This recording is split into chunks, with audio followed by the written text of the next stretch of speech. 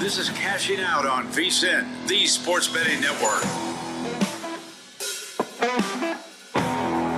Welcome in to Cashing Out with Joe Ceraulo right here on VSiN, taking you into your Thursday morning here on the program. We've got a busy hour ahead, couple of great guests in just about 15 minutes. VSiN's own senior handicapper, Wes Reynolds, going to join the program. It's time for Wes's winners in a little bit here.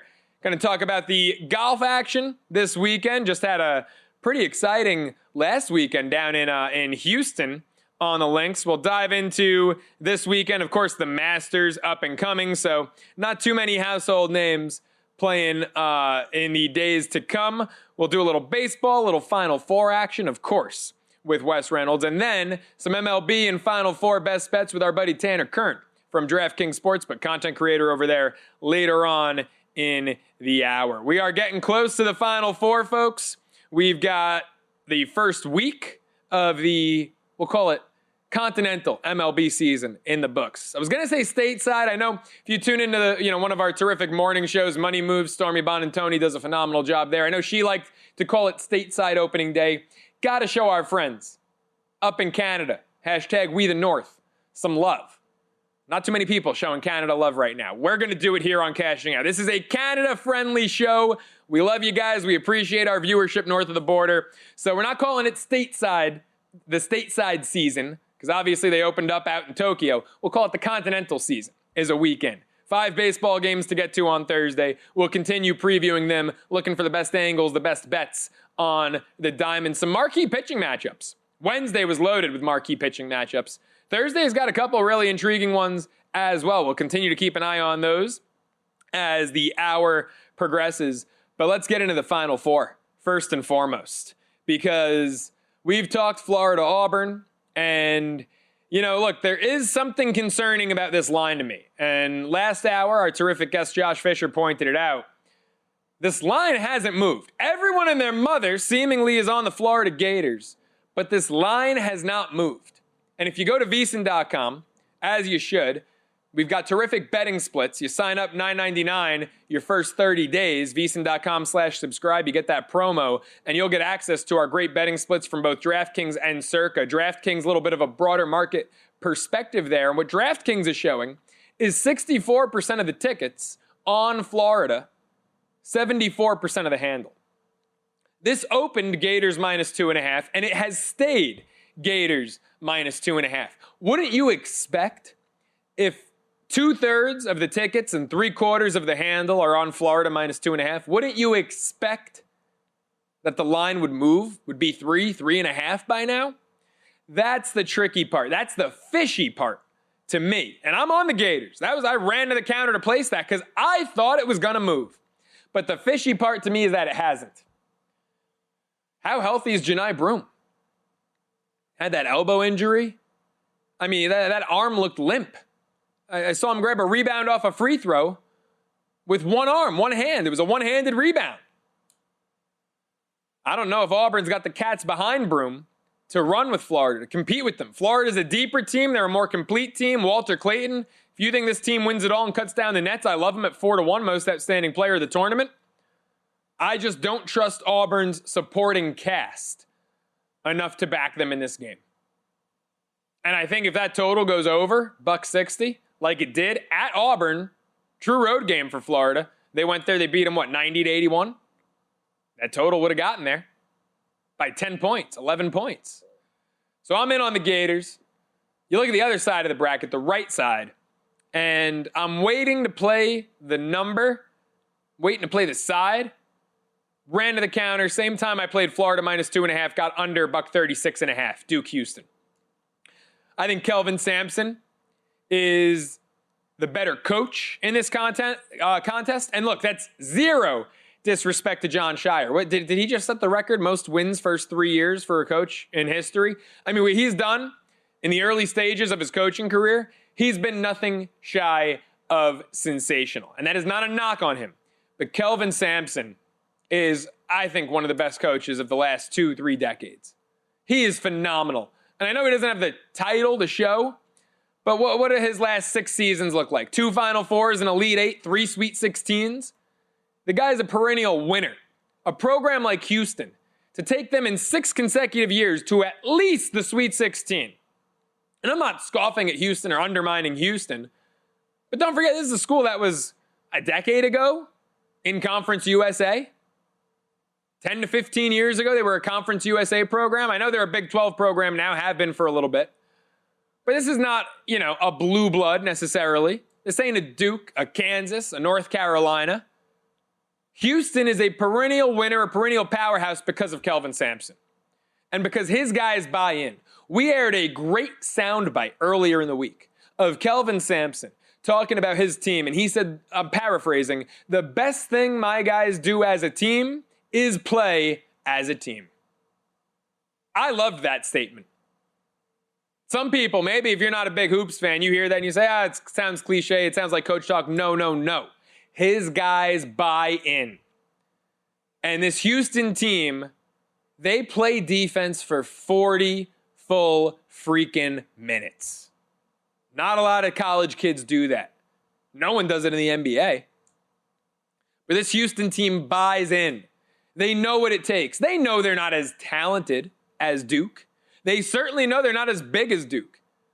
I believe if you, out of the 10 starters, the 10 forecasted starters for this Duke-Houston game, if you line them all up in height order, Juwan Roberts, I believe, is the only Cougar in the 6th tallest. Houston, I think, is going to have the 4 shortest starters on the court here. It's a Duke starting 5 that's 6'6" and above. It's bizarre. They got a major disadvantage there in size.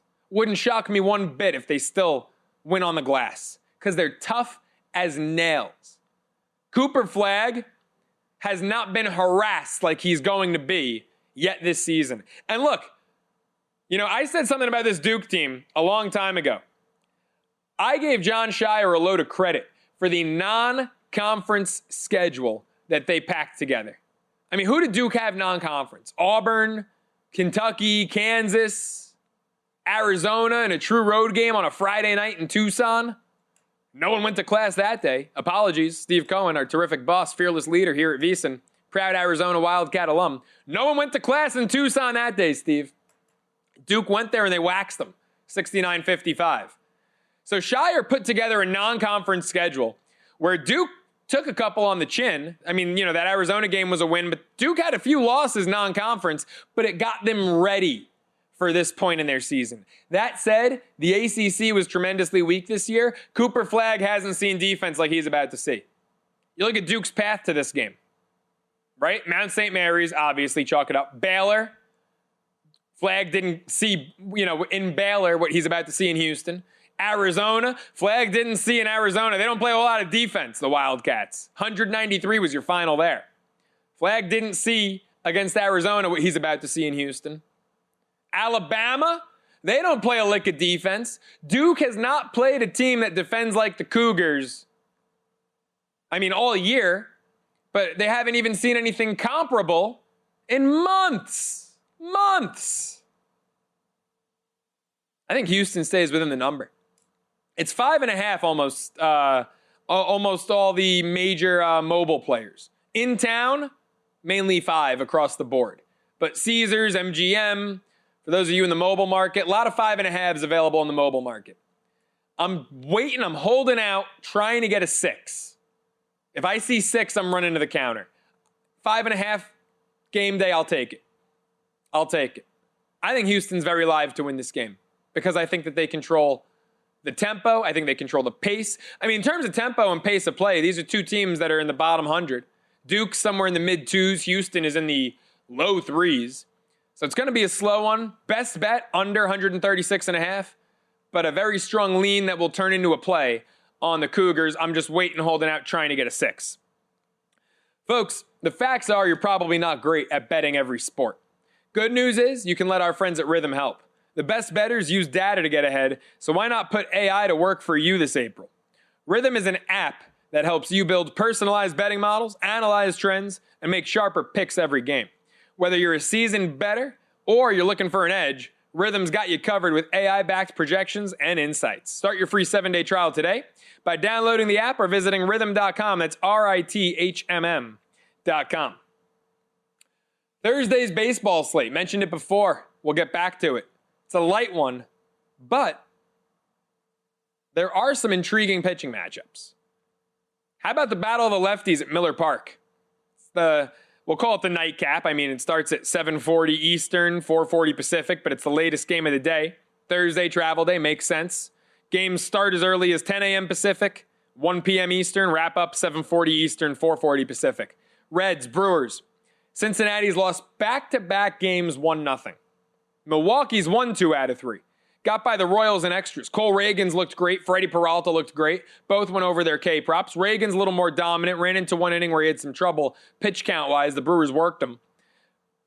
Royals couldn't get there. Reagan's gave him a great outing. Brewers taking in extras. So Milwaukee's now won 2 out of 3. Both teams are 2-4. I can't back Nestor Cortes. I don't think Nestor Cortez's awful performance against the Yankees was a fluke. I think Nestor Cortes is a bad pitcher at this point in his career. I think his flukiness was the good year or two he put together with the Yankees. What was it, 2022? 12-4 with a 2.44 ERA? I mean, come on, what's he done since then? 5-2 with an ERA of 5 and 12 starts in 2023. Last year, 9-10 with a 3.8. I mean, that's, I guess, the 3.8's respectable at that ballpark, but I'm not in on Nestor Cortes. I couldn't be more out on Nestor Cortes. That one's a pick'em. Brewers are slight favorites, but practically a pick'em. I'm eyeing Lodolo over 5.5 Ks in that one, though. The lefty. Last year, I believe 6 of his first 7 starts, he went for 6 or more strikeouts. Battle of the lefties, give me Lodolo over Cortes. Wes's winners, VSiN's Wes Reynolds joins us up next, cashing out with Joe Ceraulo.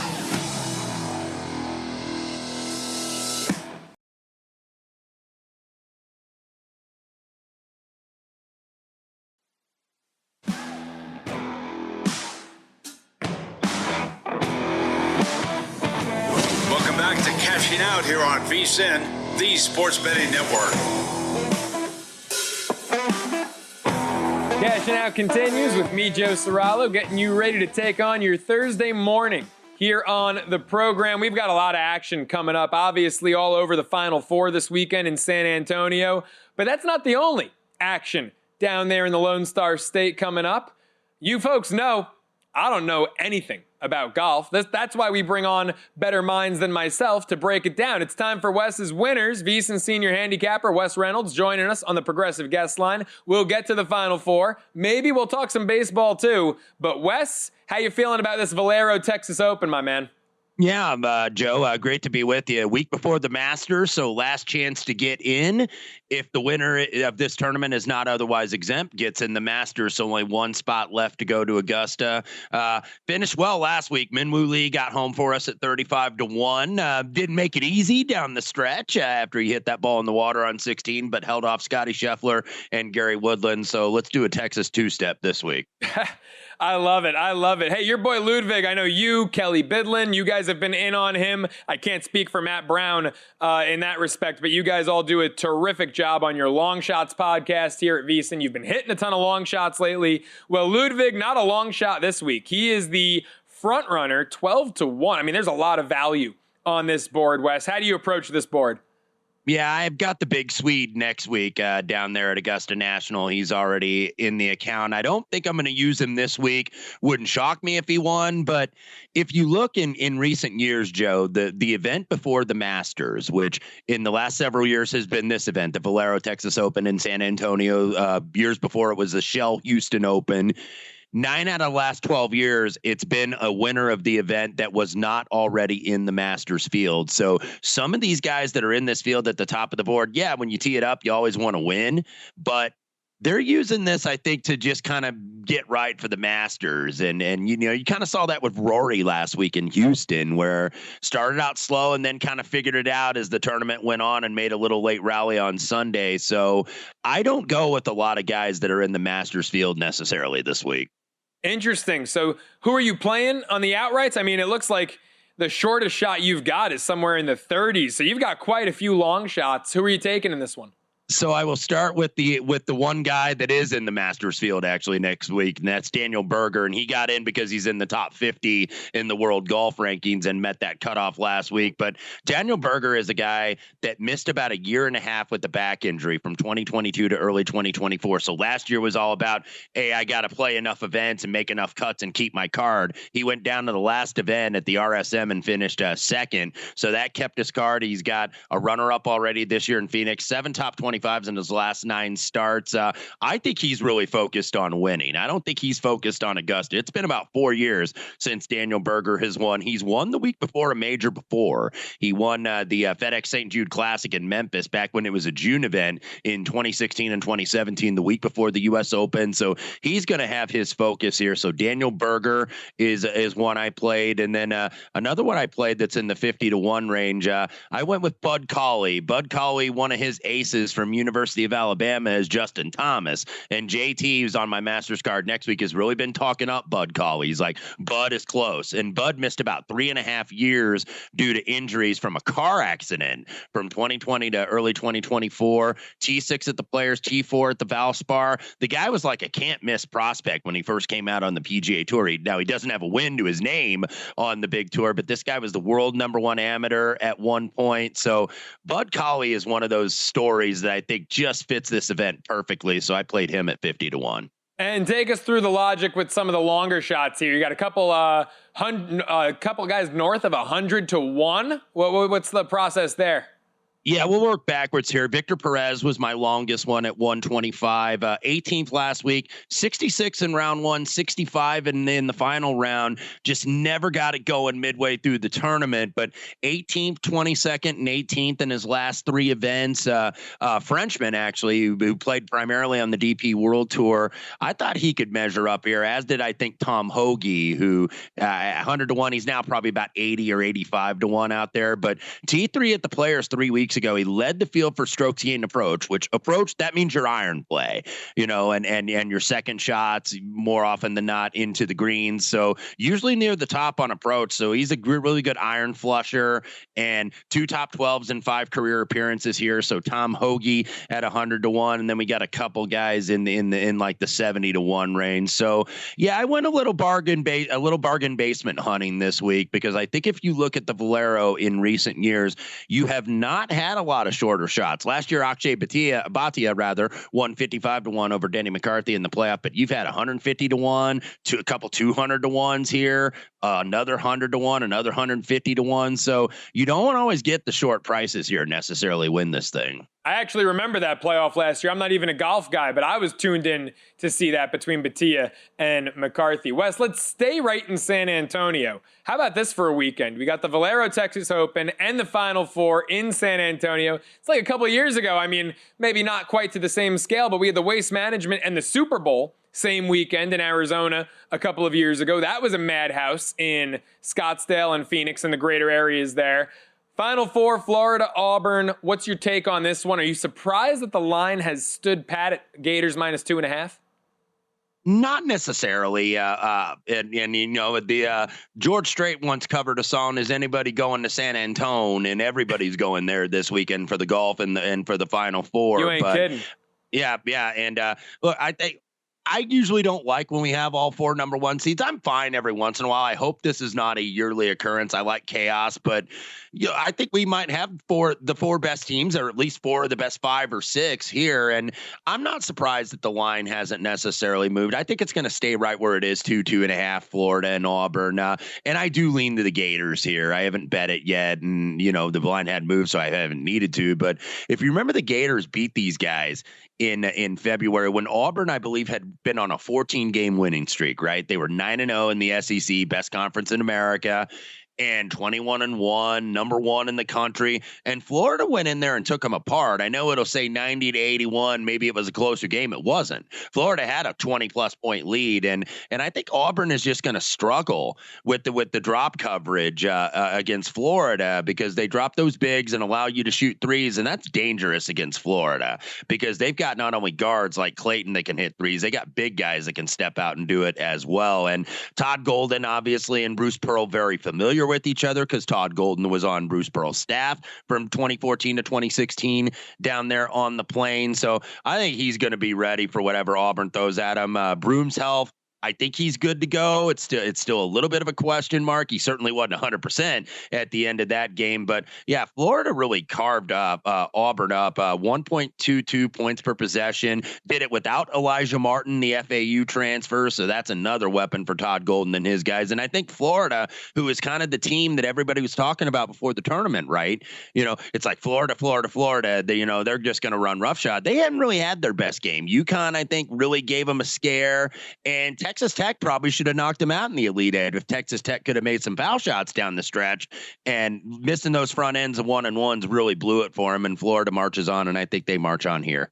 Wes, I'm right there with you. I couldn't agree with you more. Your pick, your assessment. I will say I've been getting a little nervous, the fact that this number hasn't moved with all the money on Florida, 3/4 of the handle, 2/3 of the tickets being on the Gators. It made it feel a little fishy that it hasn't moved, but I ran to the counter. I placed that on Sunday as soon as it came out after Auburn beat Michigan State because I was not impressed with the way that the Tigers beat Sparty. How about the other game? The bet I ran to place was the under 136.5. What do you like, Duke Houston?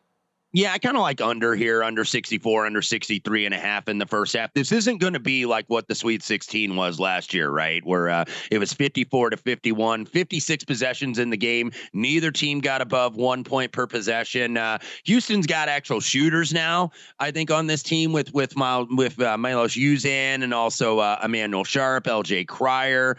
But you're going against a Duke team with a lot of length, especially down low. The guy that's really been impressive to me is Malawach, especially on defense. He was the guy that I think set the tone against Alabama in that win in the Elite Eight and probably played himself into the lottery. Duke, the offense last year didn't really have a go-to guy, but now you got 3 lottery picks and you got Cooper Flagg, the best player in college basketball, is going to be number 1 in the draft. That's a tough cover, I think, for Houston. So it's going to be higher scoring, certainly, than it was last year. But both these teams can guard. Duke can shut you down defensively, and that's what surprised me with 3 freshmen in the starting lineup, how good they have been defensively. So I think you're getting a game probably in the low 60s here. So I agree with the assessment on the under. I think Duke wins. I don't know if I really want to lay 5 or 5.5 just yet. And we are starting to see some 5s reappear again. So it looks like Houston at least is getting some support. And this is a grown man club that Kelvin Sampson has. And this is the best team he's ever had down there at Houston, probably his best shot to win the whole thing. So I think we're going to get a great game. So, with the not getting the bracket chaos and whatnot, we got 4 really good teams, and I think we got 2 really good games on Saturday. We absolutely do. I love that line. A grown man club. It sure as hell is. Wes, really appreciate the time. Appreciate the picks, and hopefully these picks end up being Wes's winners. Thanks for hopping on, man. You bet, Joe. Good luck this weekend. Make sure you follow him on Twitter at Wes Reynolds1. VSiN senior handicapper Wes Reynolds bringing the great stuff as always. Up next, more picks. We'll keep the Final Four talk rolling, dive into Thursday's baseball slate as well.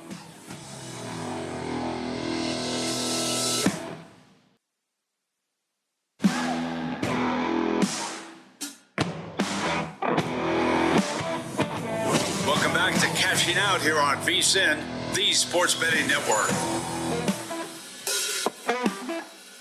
Cashing Out continues with me, Joe Ceraulo, taking you through the late hours of your Wednesday night into Thursday morning here on the program. Going to be joined momentarily by our friend from DraftKings Sportsbook, Tanner Kern, to break down the upcoming Final Four, as well as Thursday's MLB slate. Going to be a much lighter slate. I would say the first light slate of the season coming up our direction, because Monday we had a rarity. We had 14 MLB games on a Monday this week. Now looking at just about 5 on Thursday, but still some spots to find some winners. Let's welcome Tanner in to the program to break those down and more now via the Progressive Guest Line. Tanner, how are you, my man?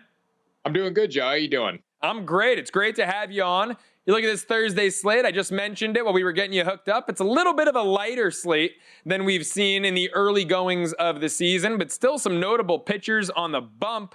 Are you going to be backing some of these pitchers maybe in some different angles, different ways that you can get behind these high-profile starters?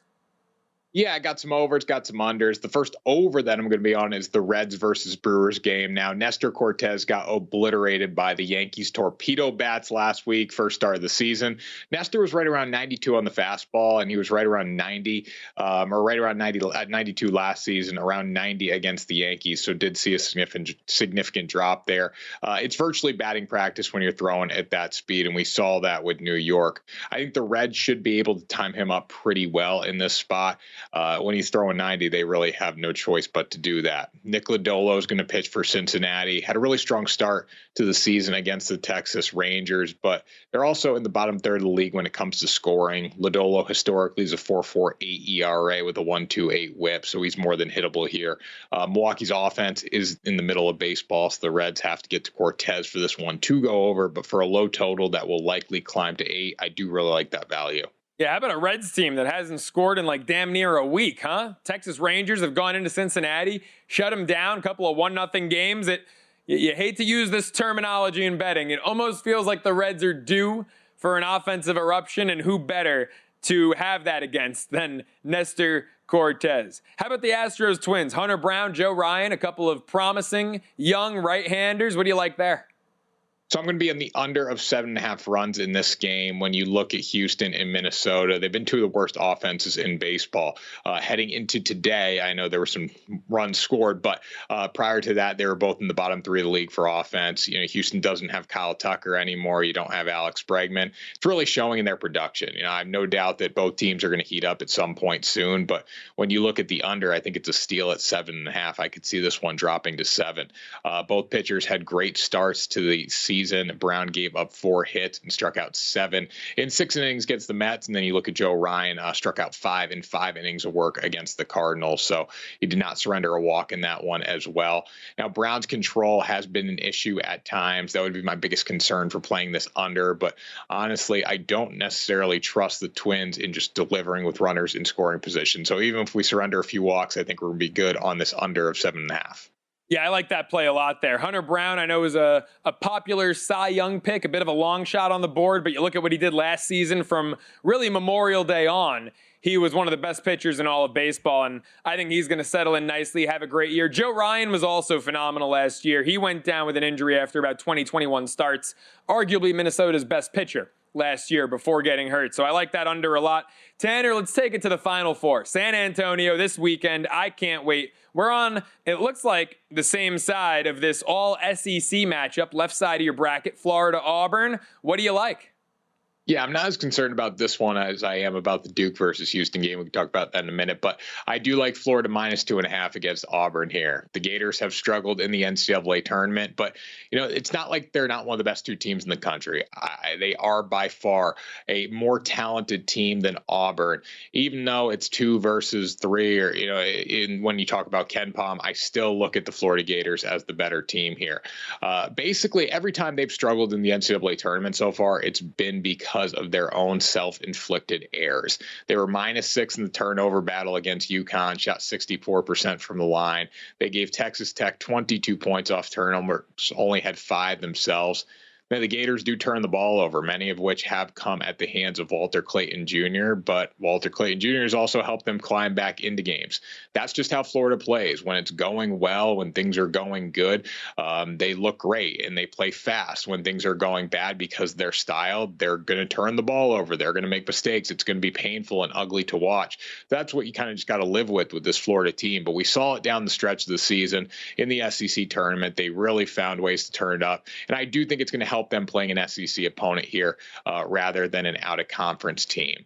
So the Tigers have to play through Janai Broome. The Florida Gators don't necessarily have to play through Walter Clayton. I think they have a much more talented roster there, a lot more scores. And don't get me wrong, Auburn's got plenty of scores on that team. But if they don't play through Janai, they're going to have a really tough time here. So if Florida can find a way to contain him, I think they put themselves in a really good spot to win and cover in this game. I am right there with you, man. I've been saying this about Auburn throughout the tournament. Their success coming into the tournament, throughout the tournament, seems to go entirely through Janai Broome. And Michigan State, you know, I don't think Auburn really beat Michigan State that game as much as Sparty beat themselves. Janai Broome was sensational. The rest of the Tigers, very pedestrian. I think this Florida team's deeper. I'm right there with you. How about that Duke-Houston game? I think we're on the same side here as well, although I haven't placed this one yet. I'm waiting to try to get that number at 6.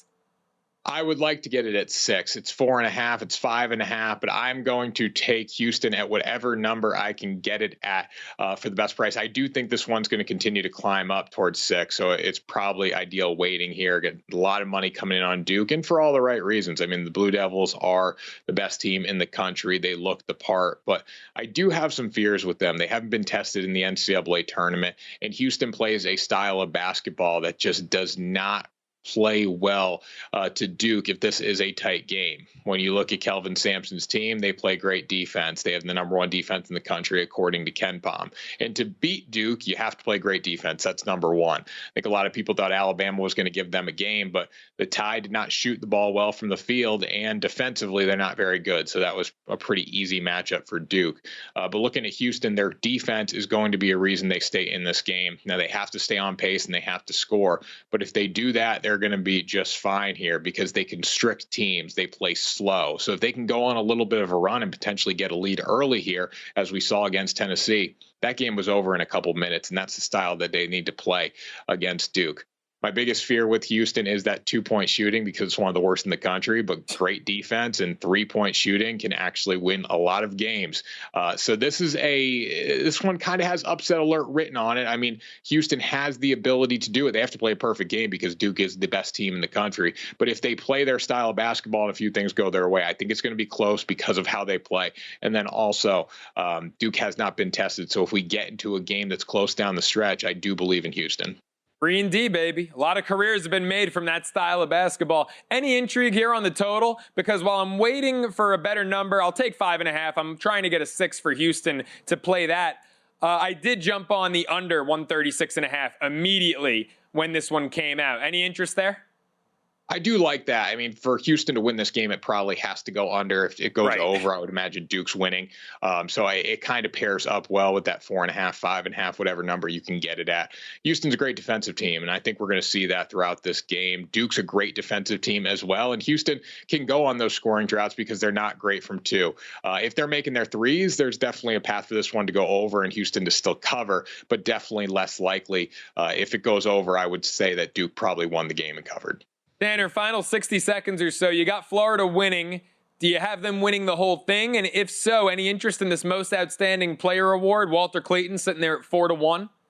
I like that more than Cooper Flagg right now. You're getting a lot more value.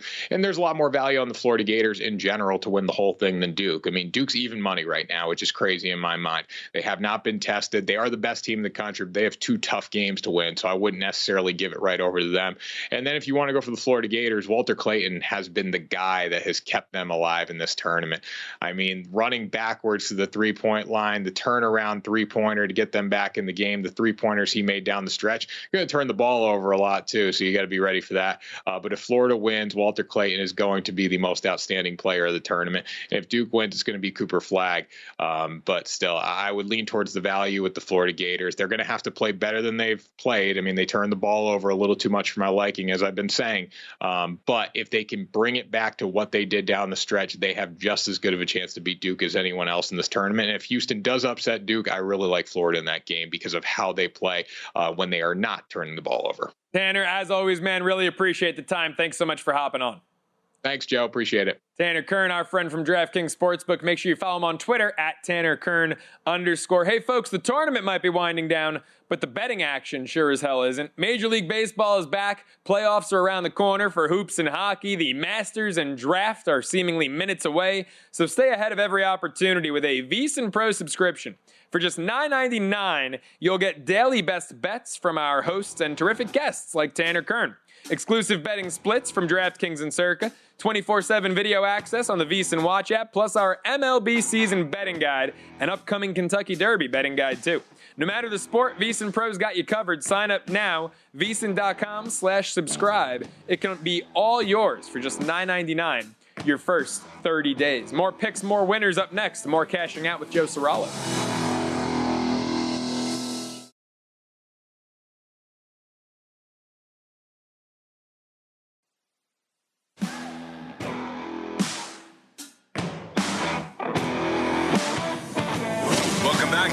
cashing out here on VSiN, the sports betting network. All right, cashing out with Joe Ceraulo continues, taking you into your Thursday morning. We've got best bets to give out. We're going to get there momentarily. How about Alex Ovechkin, though? Before we get into these best bets, another goal, back-to-back games for Ovi, 2 from tying Wayne Gretzky, 3 away from potentially setting the all-time goals record this season. You know we're keeping an eye on that as the season winds down. Discussed it just the other night right here on Cashing Out with VSiN NHL expert Jonathan Davis here on the program.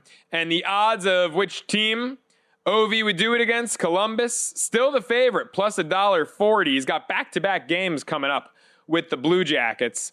Needs 3 for the record. It was interesting because what Jonathan was talking about, instead of betting the team, was who the goalie would be.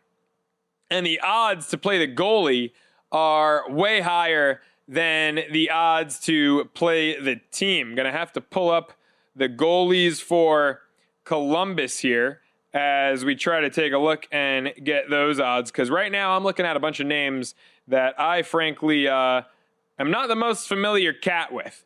So it looks like Merzlikins, Jared, our terrific producer, Jared Moore. You're a hockey guy. Merzlikins, did I say that right? Waiting on Jared. Elvis Merzlikins. Thank you, Jared. And then Tarasov.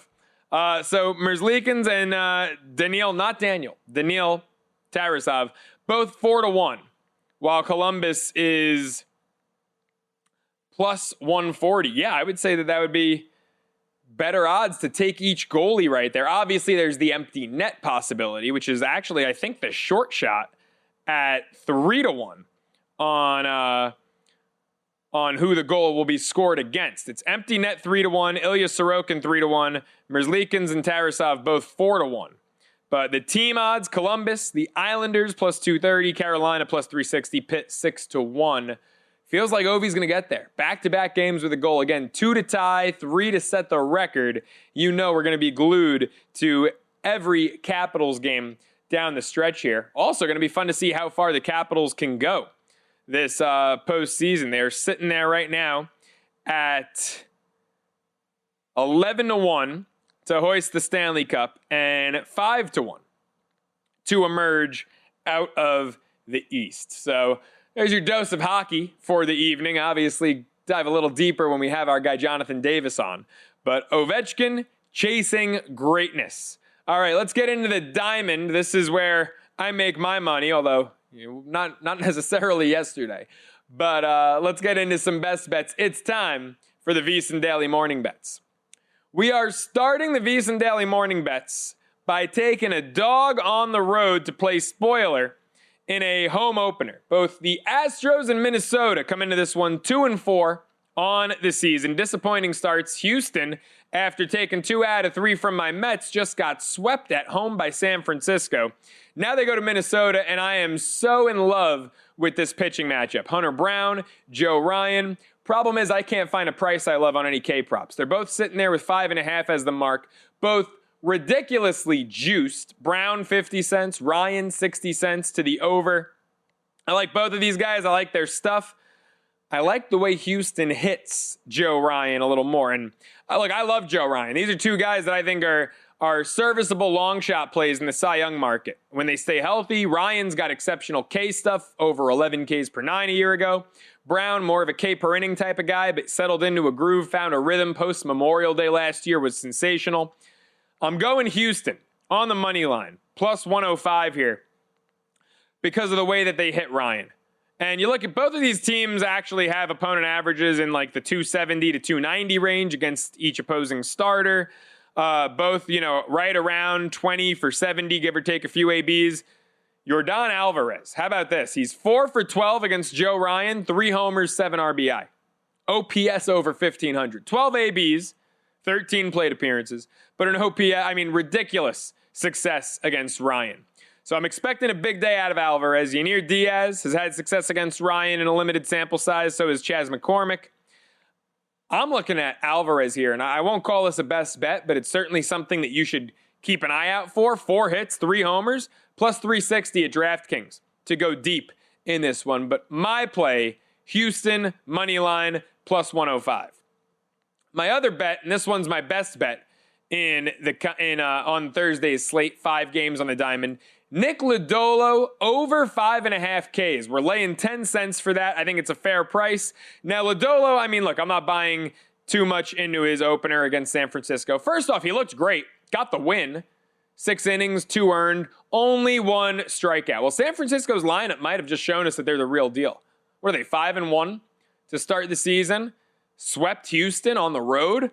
I mean, San Francisco came to play. Lodolo, though, in the 2 seasons where he has pitched 19 starts or more, 2022, 2024, combined 40 starts, pitched to about 10.5 Ks per 9 in those 40 starts. This is a Milwaukee team, and I know small sample size, 6 games. Through 6 games, they're averaging over 11 Ks per game.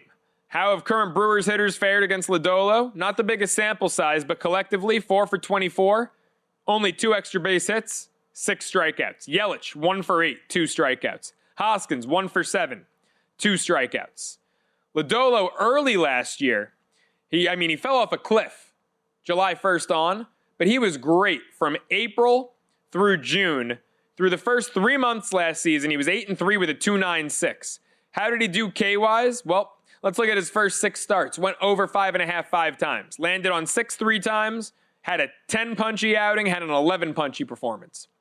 So Lodolo, again, in the 2 seasons where he's gone 19 or more starts, combined 40 starts, he's combined a pitch for about 10.5 Ks per 9. If he goes 6, he should get 6. Frankly, if he goes 6, he should get 7 or 8 against this Brewers lineup. Give me Lodolo over 5.5 Ks. We're calling it our best bet. And best bets, of course, are brought to you by G-Bank, the official bank of VSiN. G-Bank is up in the ante, folks, with up to a $750 bonus for new G-Bank Visa Signature Card customers. First, new customers who spend $1,000 on eligible purchases within 90 days of the account opening get a $250 bonus. Additionally, if you spend $50,000 on gaming and sports app loads within the 30 days of the account opening, you'll receive another $500 bonus. That's potentially a $750 bonus. Apply now, VSiN.com/GBank. That's VSiN.com/GBank, subject to credit approval. Terms and conditions, of course, apply. Not calling it a best bet in this game, but there are 3 bets in a very intriguing game to me that I'm interested in. And I'm looking at that Arizona-Yankees game, getaway day for the D-backs, Merrill Kelly pitching opposite Cookie Carrasco. And I like Arizona to win the game. First 5 probably isn't going to be a good enough price for me to look at too deeply. But what time does this game start? All right, 7 p.m. Eastern. This is a getaway day, right? Yeah. 7 p.m. Eastern, 4 p.m. Pacific, before the D-backs just go down the road to D.C. And the Yankees, what are they doing over the weekend? They're going to Pittsburgh.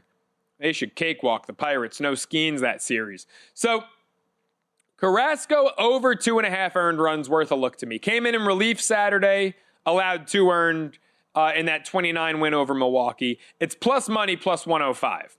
Great D-backs lineup.